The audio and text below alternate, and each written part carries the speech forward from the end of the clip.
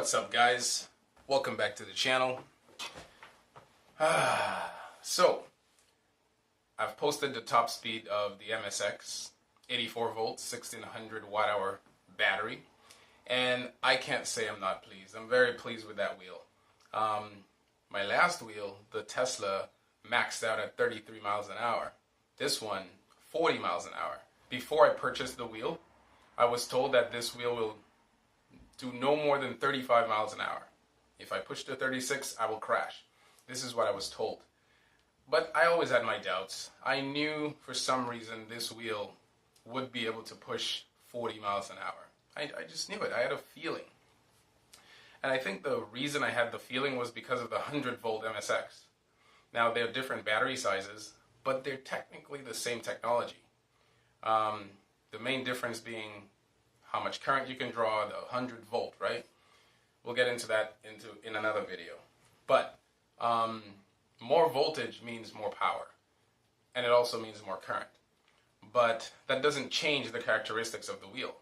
It doesn't change I wouldn't say performance, because it does, but it doesn't change the capability of the wheel, okay? So they're both MSX. One's 100 volt, one's 84 volt. One has greater acceleration, the other is less acceleration. But it doesn't mean you're not able to achieve 40 miles an hour. Clearly. So I had my doubts, and I was able to clear these doubts with these tests. But I wanted to make a video like this because in this video I want to pretty much cover certain things that I've always wanted to cover, for the main reason that, well, when I posted this video, a lot of comments centered around faceplant and how are you able to write these beeps.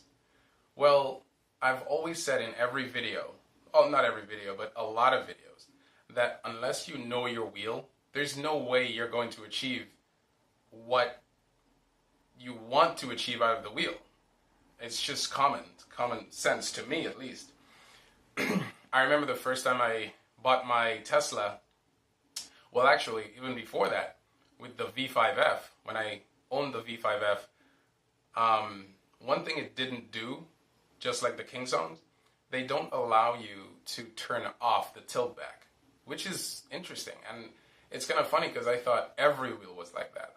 I didn't do a lot of research at the time to find out what certain manufacturers allowed and what some didn't allow.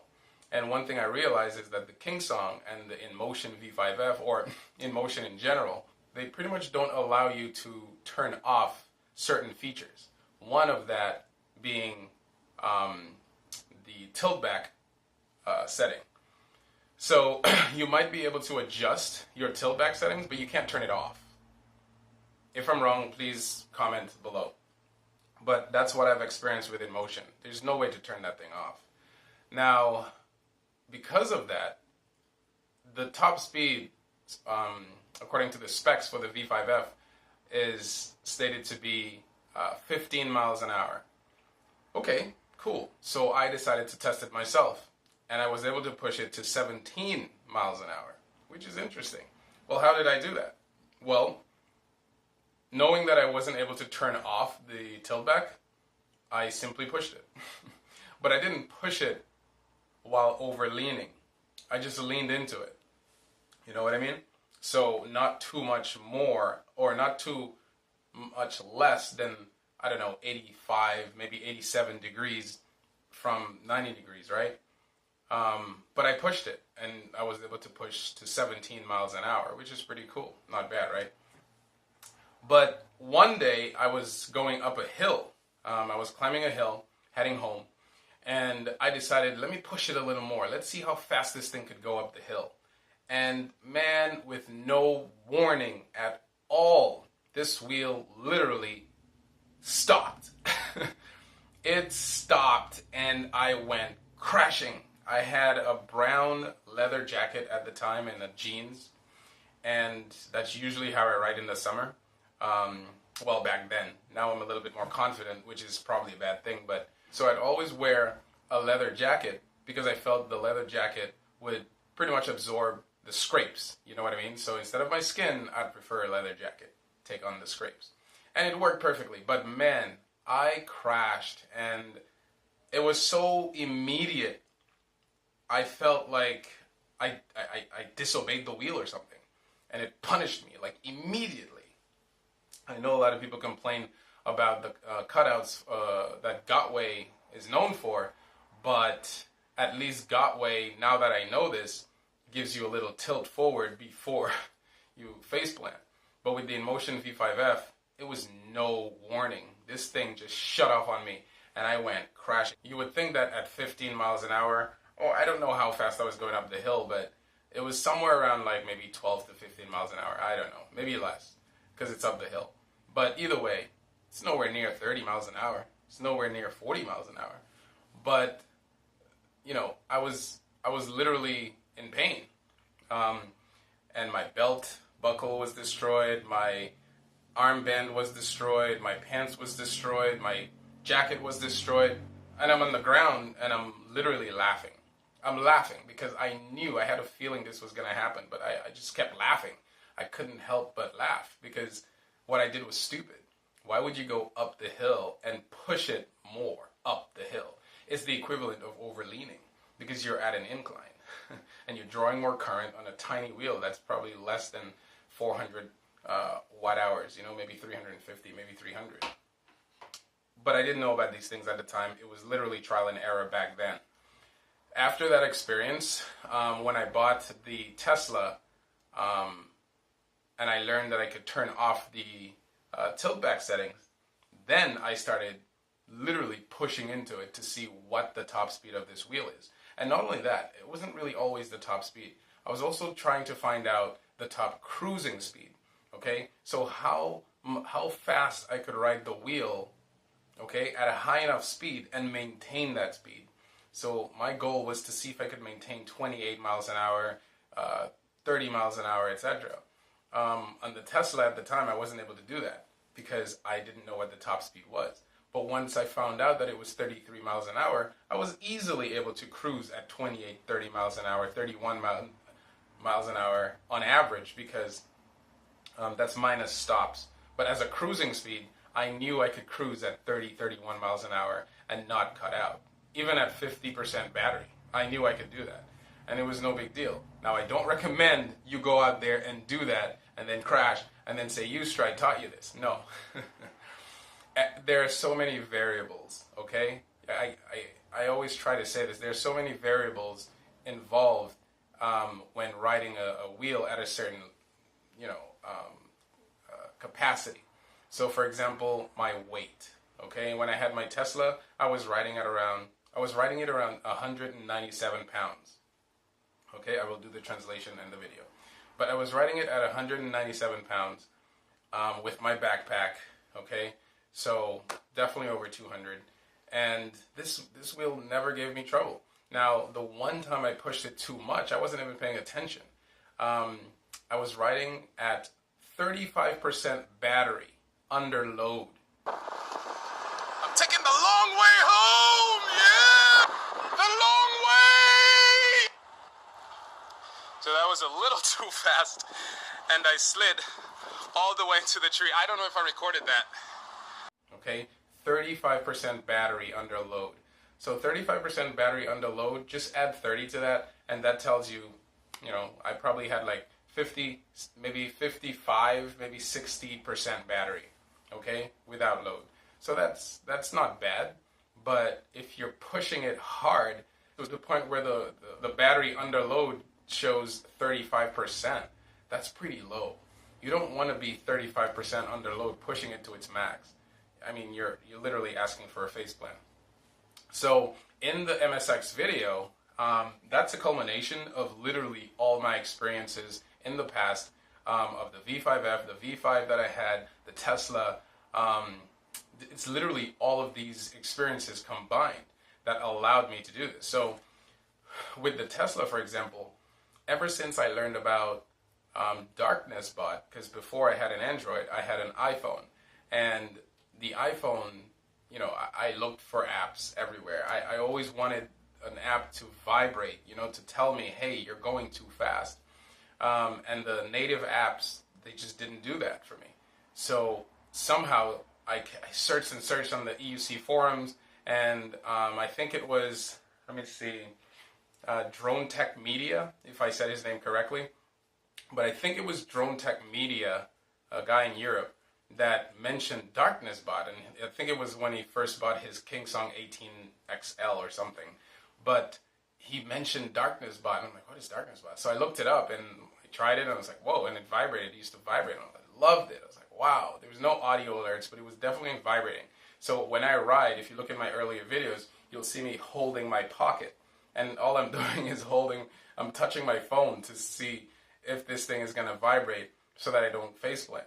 And it worked. It worked for a long time. So there was one time where I didn't feel the vibration. And this was a time in the winter where it was really cold. And basically, that extra layer I bought to keep myself warm pretty much it made my layer too thick so that I'm not able to feel the vibration. And man, I used to work all the way in Watertown at the time. That's like 15 miles away. And I would ride up the Charles all the way to Watertown, but there was no traffic. And I was on, where was I? I was on Massachusetts Avenue, right before Berkeley School of Music. And man, I was flying. To me, I was flying 30, 33 miles an hour easy. But here's what happened. I didn't feel the vibration. And to me, if you don't feel the vibration, the assumption is you can keep going. Man, was I wrong. Basically what happened was the wheel cut out on me. But I did feel the pedal dip forward. But the thing is, I was leaning into it so much already. Okay? And this is where I learned not to lean into the wheel. I think this might have been where I learned the importance of the stance I had at the time, because the stance I had at the time was the same stance I have now, which is one foot flat down on the pedal and the other foot pretty much with the ball part of the foot, and the heel lifted up with the knee pressing into the pedal. But I don't know why and how I came about with this method. I don't know why. I think it's mostly because I like throwing the wheel left and right. I don't like always going straight. I always wanted to be able to move out of the way because I had a bad situation once, and I just came up with this.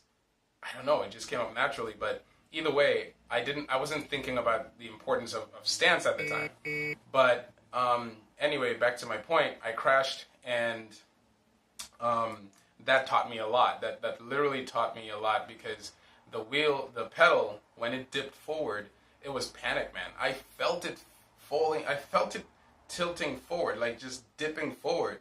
But there's nothing I could do because I was already blazing. I was literally like leaning too far into the wheel. And so when I felt that dip, there was no turning back. There was no pulling back because I was already too far gone. Right now I ride at 87, not too much far from 90 degrees. But back then, I was literally pushing into it, because I felt the Tesla was the fastest thing in the world. Fastest electric cycle in the world. Of course, I knew it wasn't, but I just felt I was among the few that was literally pushing it to its limits, And so that's what happened. But let me not keep going. Let's talk about what I really wanted to discuss today, okay?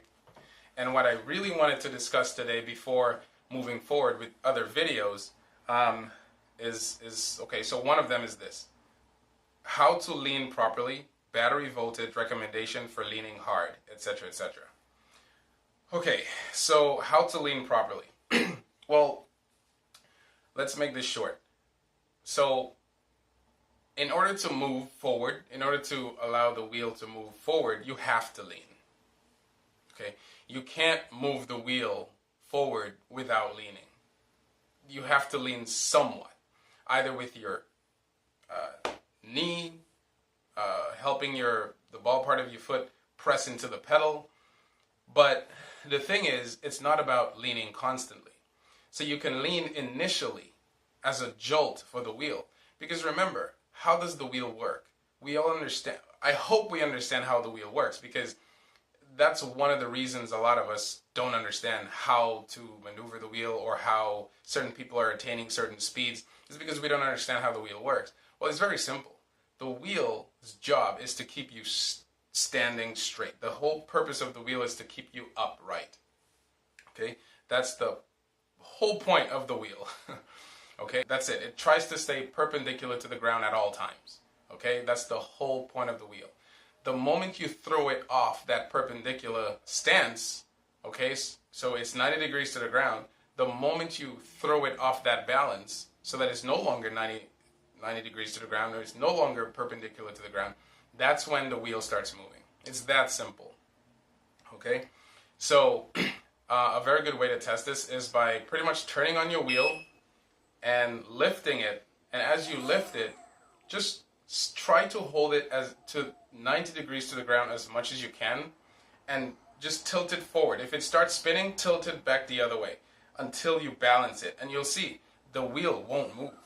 It just won't move because it's trying. You're literally forcing it to balance by staying perpendicular to the ground, and that's really what keeps it stable. I'm sorry I made this so difficult, but I'll fix this in post. Anyway, so this is what you need. So once you have the wheel moving with that initial jolt, that's all you need.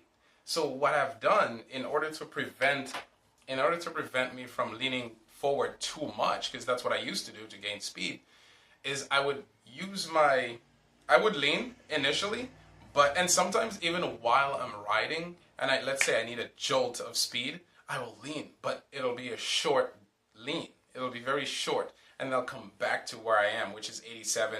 Sometimes even in terms of my torso up, in terms of my waist up, it'll be 90 degrees. But if you look at most of my videos nowadays, you'll see my left leg leaning forward, but my right leg is not leaning at all. It's just flat. And so that's the importance of knowing your stance. Is your stance allowing you to achieve the speeds you need without over-leaning? And if the answer is no, then that's not good, right? That's not a good stance. You're going to somehow, at some point, cause yourself to face plant. So stance is important, but when you think of your stance, think of it as, is it a positive or is it a negative positive, or is it a positive negative? You know what I mean?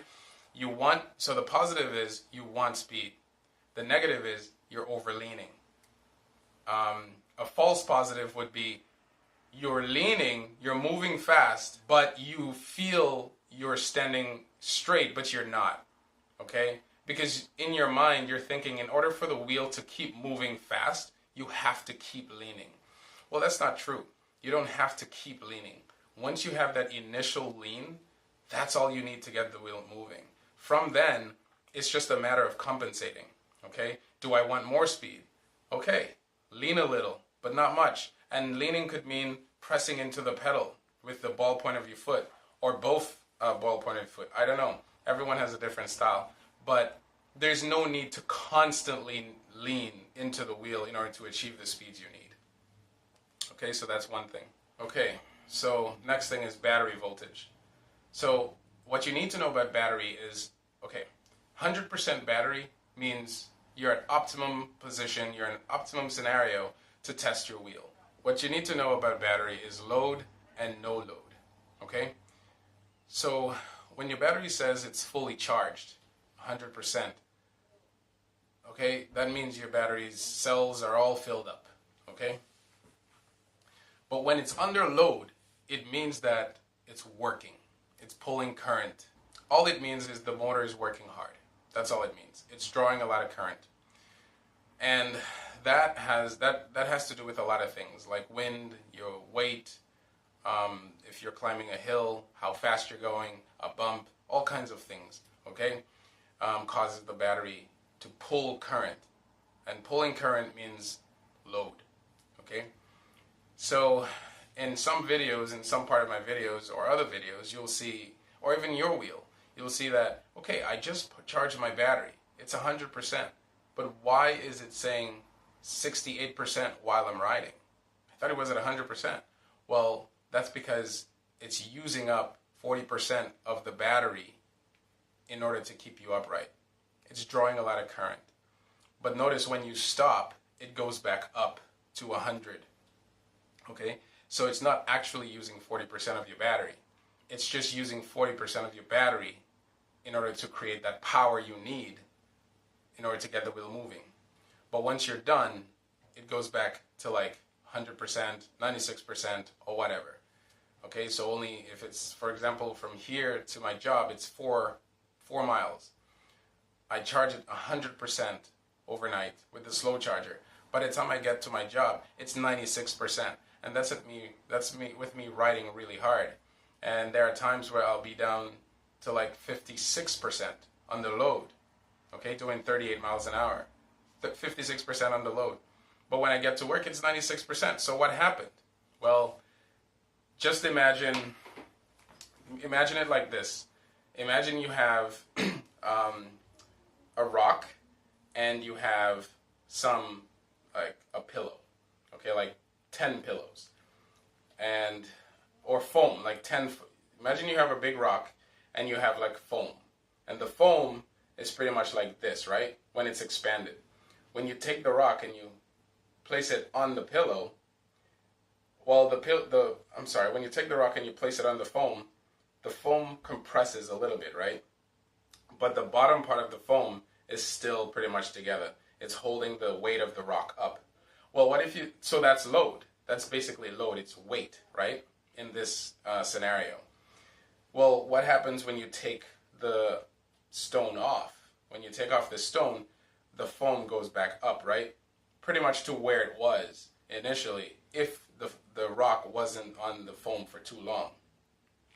But what if you take the rock and you put it back on the foam for a very long period? And worse, what if you press into it? So if you press into it for a longer period, well, you'll see that the bottom part of the foam is compressed so much that the rock might even touch the bottom or the floor, right? That would be your faceplant. The rock pretty much compressing the foam so much that the rock itself touches, not physically, but you can hear impact with the floor. That is pretty much a faceplant, because now that foam has no more compression. It can't compress anymore. But when you take out that rock from the foam, what happens? It goes back up a little, but definitely not to 100% where it was. So the foam lost a lot of its elasticity and its expandability, but it definitely compressed a lot due to the weight of the rock. So I'm sorry I made that more complicated, but you can imagine in your head, load is basically weight, and weight for an electric unicycle is how much power is being used for how long. So if you push your wheel for a short period of time really hard, it's okay at 100%. But if you push it for a very long period, then obviously you're going to kill the battery. And if your load is too much and the battery is drained too much, you're going to encounter a faceplant. So this is why I'm confident with riding how I ride, because I never go below 55%, because I know at 55%, 50% load, I can still push this wheel to 40 miles an hour with no issues. And I've been in bumps and everything. Because I know at 100%, if it says battery at 68%, I know I'm using 40% load. Okay? I know I'm under 40% load. If it's at 60% battery and I knew I just charged to 100 and the distance is like so short, I know it's at 40% load. If it says battery at 70%, I know I'm using 30% load. If I'm pushing really hard for like 20 miles, let's say, and then it says battery at 40%, then I know I better be careful, because now I'm no longer at 50. I'm no longer above 50% load. I'm now down. But I know that 46% is not 46% battery. I just know that I'm using too much load, because I know once I slow down, it's going to go back to like, let's see, 70%. Because I always try to take 30% away from the maximum. So if it tells me 30% battery in my in the wheel log while I'm riding, right?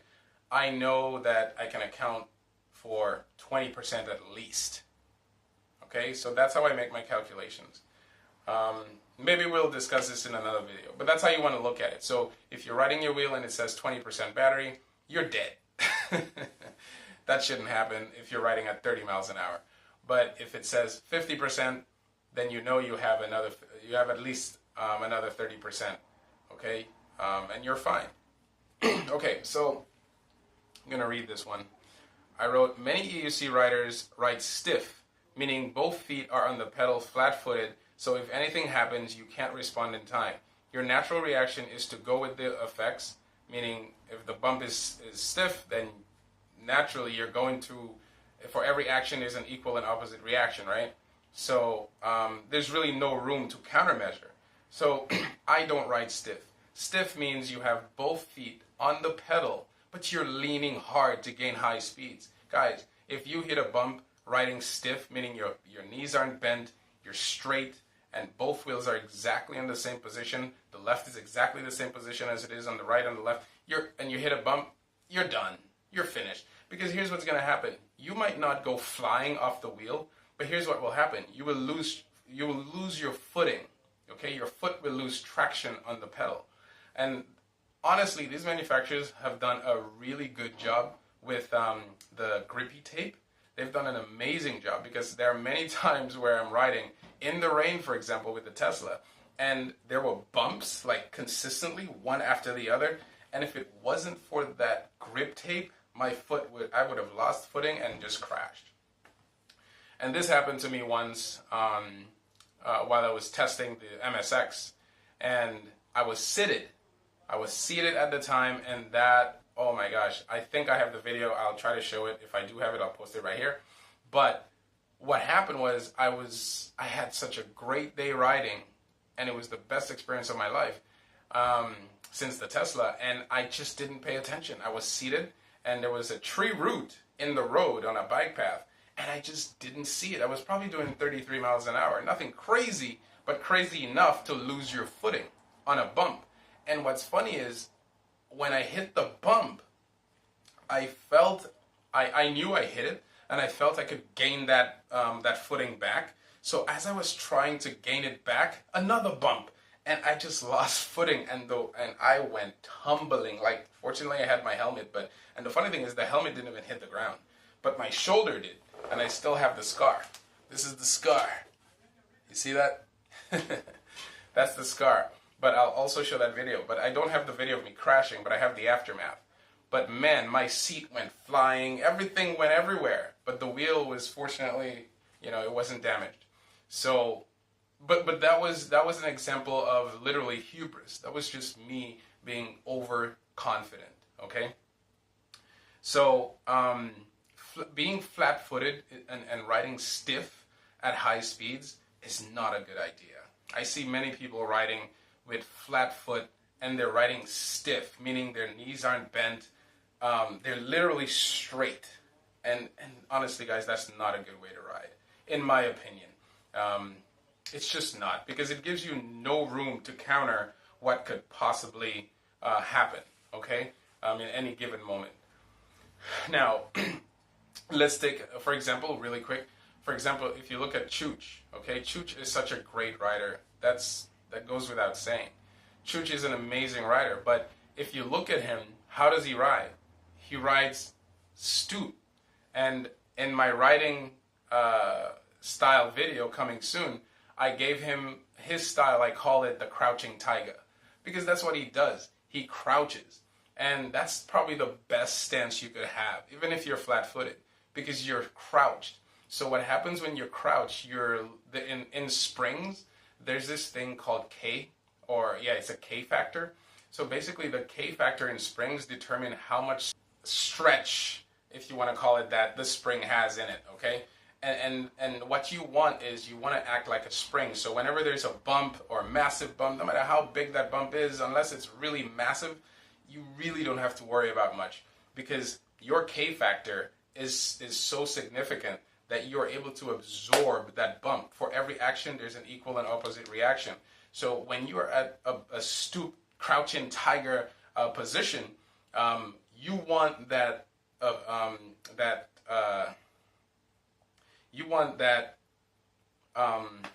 impact from the bump to not go straight up your back to your head. No, you don't want it to go straight through your body. You want it to go through something like a resistor in electronics. You want it to go through something that will absorb that impact and then continue the path. But it'll continue at a lesser rate. But if you stay stiff, flat-footed, if you hit a bump, all that's going to happen is this. You're just going to do this. But if you're in a crouching tiger position, then this is what happens. You see? You hit a bump, this is what happens. And that's just an example of what we'll be discussing in a future video called riding styles. So definitely don't ride flat-footed if you plan on doing high speeds. It's fine if you're going really slow. Sometimes I ride flat-footed too, but I'm going like 15 or less miles an hour. Anything higher than that, I'm crouching, and one of my heels is totally up. And I'll explain more in detail why I do that. Another thing I wrote is the truth. So I wrote, a lot of riders out there are brand new to riding EUCs. And so if you're interested in taking your wheel to the next level, you shouldn't take too much advice from them, even if they have new wheels. Example, one guy told me, how can you make judgments about a wheel you've never ridden? Example, how can I say the Tesla is able to keep up with an MSX 100 volt, for example, or a Monster when I've never ridden one? Well, the truth is, I wasn't comparing the specs of the differing wheels. I was comparing the riders. So, for example, when I went to New York to ride with the crew, I noticed how many people had MSX, Monsters, 100 volt, massive batteries, etc., etc. And I was told unapologetically in the telegram that I shouldn't bring the Tesla, because if I did bring the Tesla, I would be left behind. But little did that person know I had been to New York several times, and I was indeed amazed at how these guys ride through the streets. But I was more amazed at the e-boarders, because they were whipping through the traffic with their boards in ways that EUC riders at the time, at least when I was there, just weren't able to, save one or maybe two guys. But the best part was that at no point was I ever left behind by anyone except for one guy, and his name is David.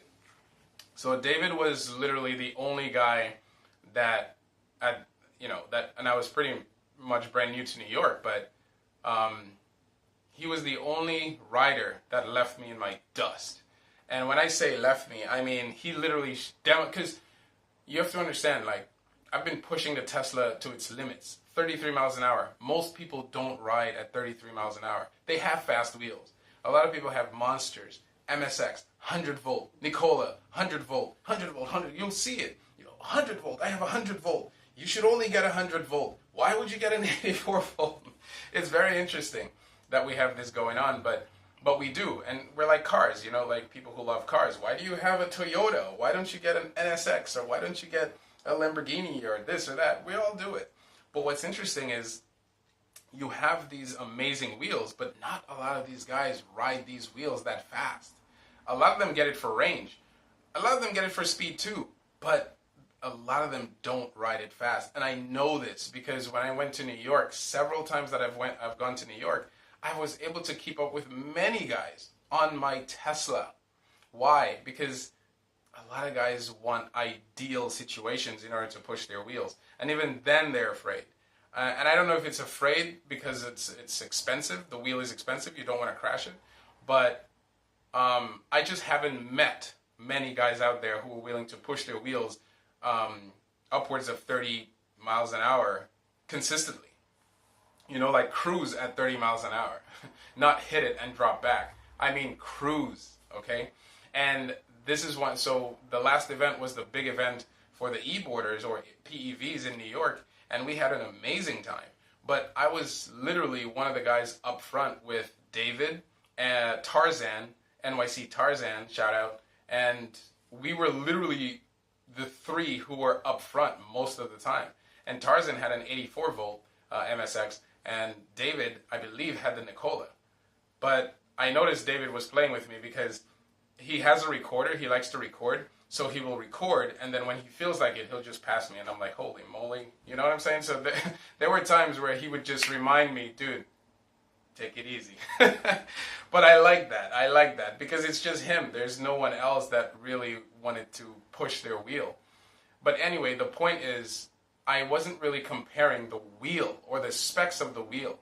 I was more confident that I was able to keep up with everyone because I knew, based on my past experience riding with these guys, that they don't really ride fast. And that's fine. I'm not saying you should. There's no reason to go out there and ride recklessly. But for people that love speed, I mean, it's just, I don't know what it is. Like, I love speed. I've always loved speed.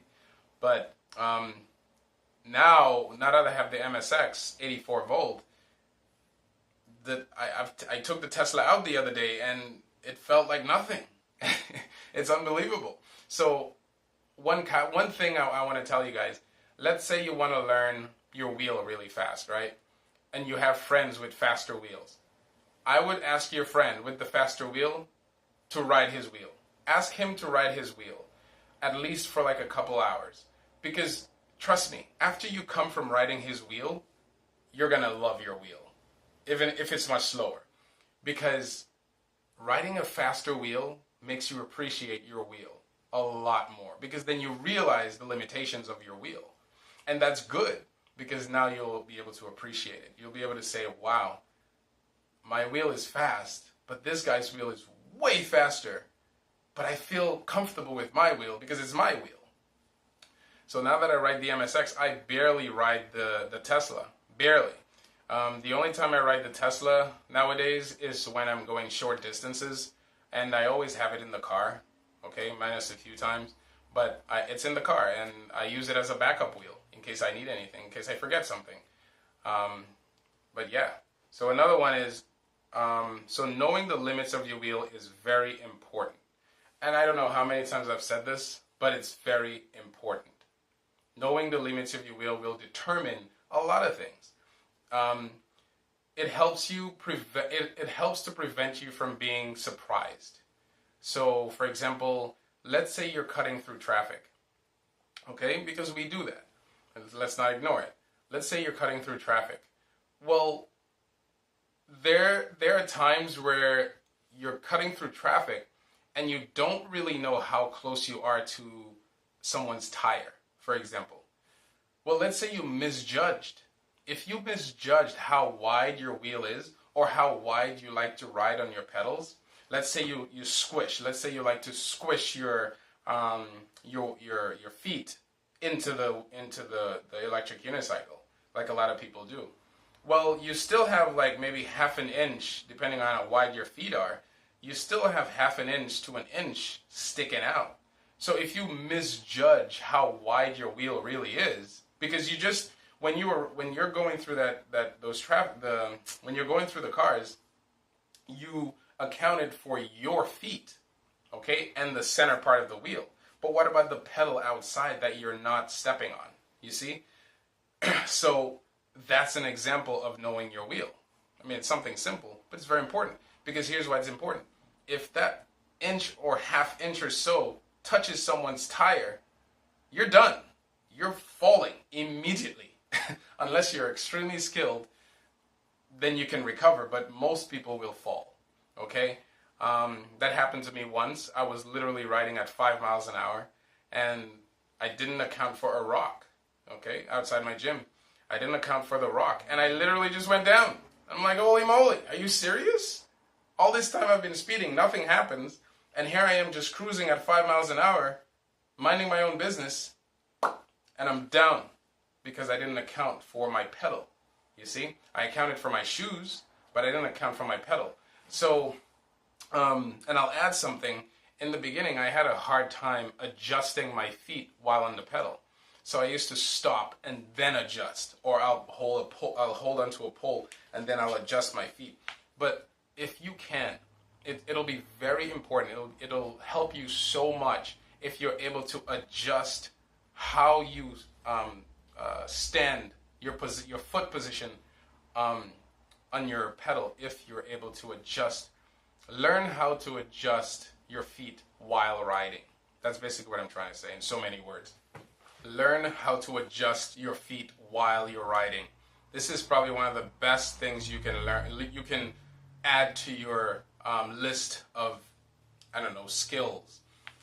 Because you never know what's going to happen. I'll give you a very good example. And this one is not about adjusting your foot. This one is just showing you how important it is to be able to maneuver while on your wheel. So, in traffic, I'm riding. come to a stop sign, stop light, and I get off.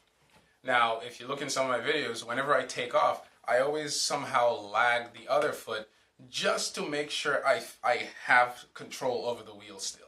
So I'll ride off with just one foot just to see, okay, I have control.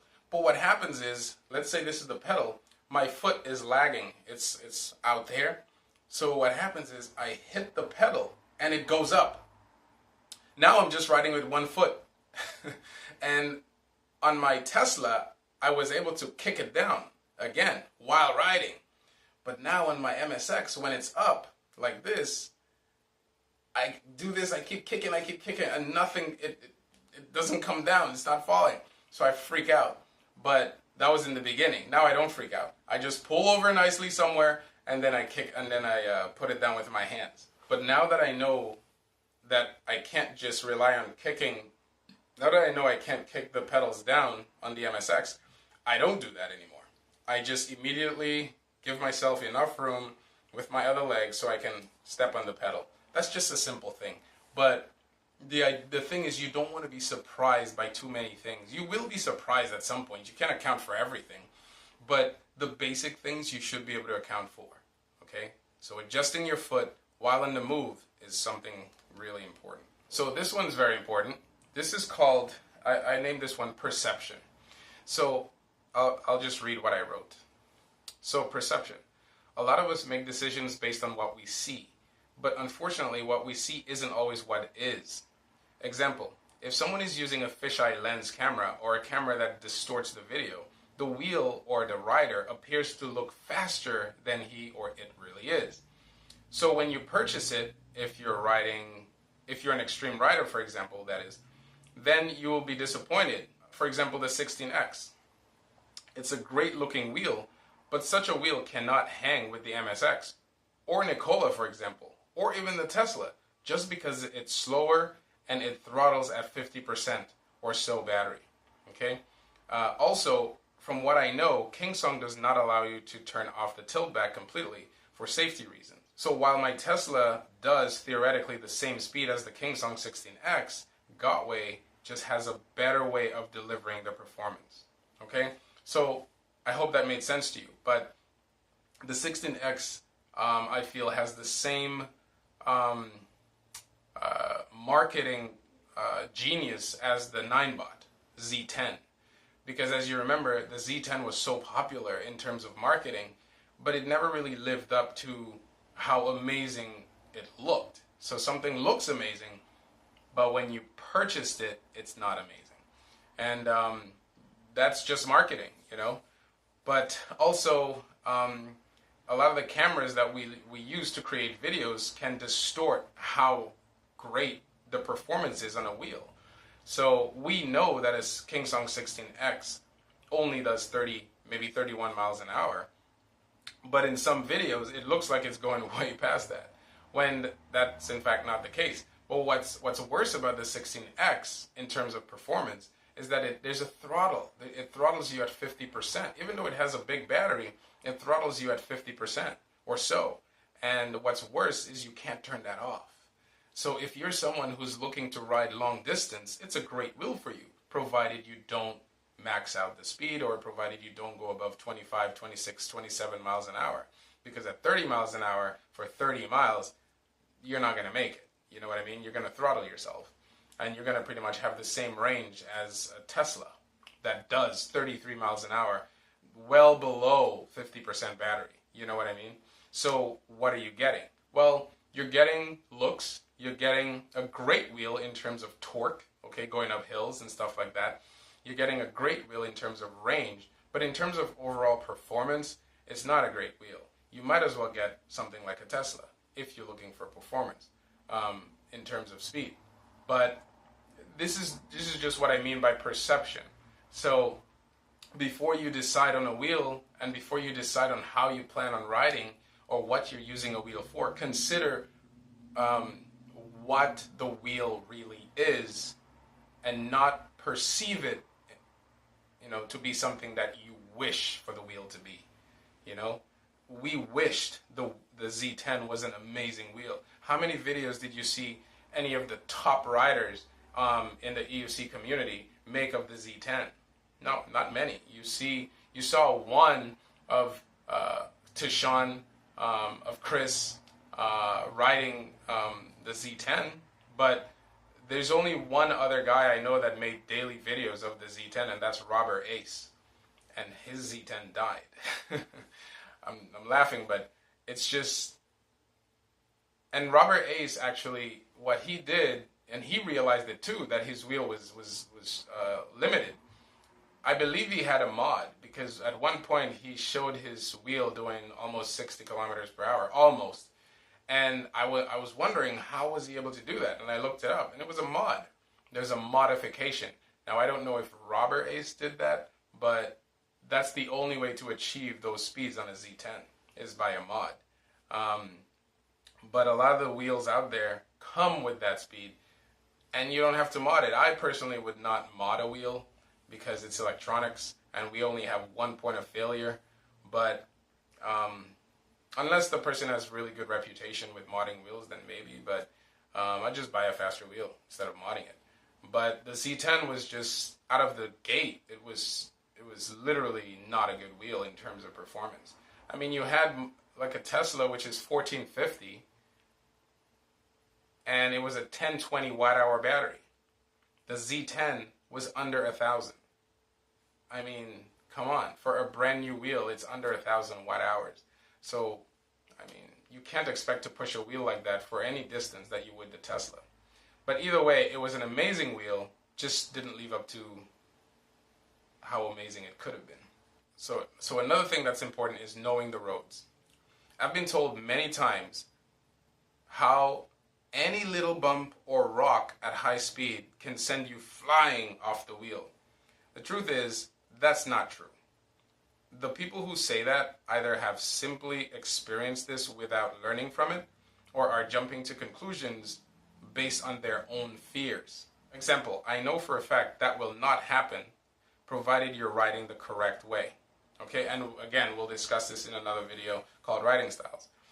But I've been told many times, for example, the last video I posted about the MSX being able to do 40 miles an hour, I had several people literally tell me, "You're so lucky." And I'm thinking, okay, explain. Because I like to give people the chance to explain. And the one explanation I kept getting was, well, number one, if you had hit any little rock or a bump, you would have been done.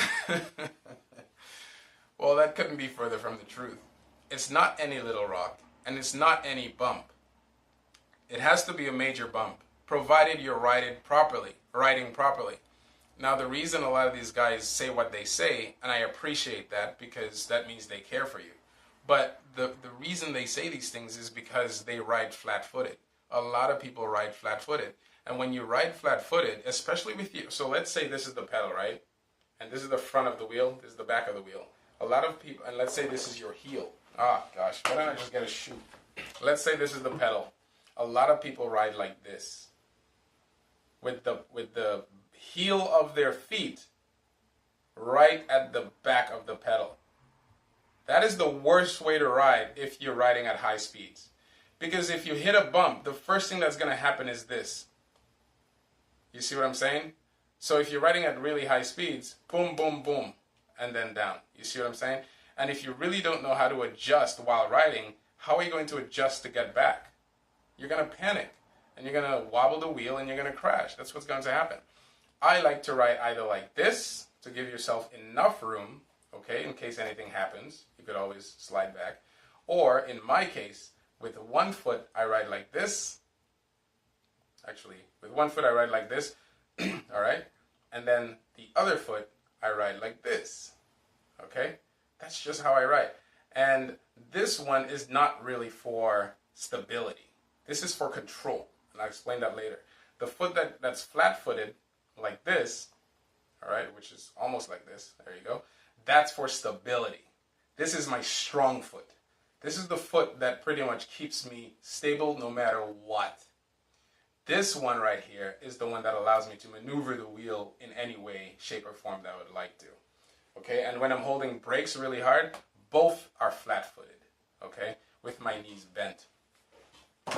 So it won't happen. Nothing's going to happen. You're not going to fly off. Nothing's going to happen. It's all based on how your stance is. And if your stance is, plus, in my case, I believe it is, because I've been through so many conditions. I've gone off-roading and stuff like that with my wheel. I've ridden really fast in really terrible Boston roads. And I've been fine. I've been completely fine because, I don't look for potholes. I don't look to go in them. In fact, when I see potholes, I don't go fast over them. But when I do, at least I know I have that, crouching tiger position. Well, my riding style, I don't call it crouching tiger because I don't crouch as low as Chooch. His style, I said, is crouching tiger. Mine is called the cricket. My friend once told me I look like a cricket while riding, and that's my style. I'm a cricket. I crouch, I bend my knees, but I personally don't crouch. My waist is not like Chooch, like I'm not stooping like that. I'm straight up, but my knees are bent, so I'm like a cricket. So my style is the cricket. But yeah, so guys, this is what I wanted to say.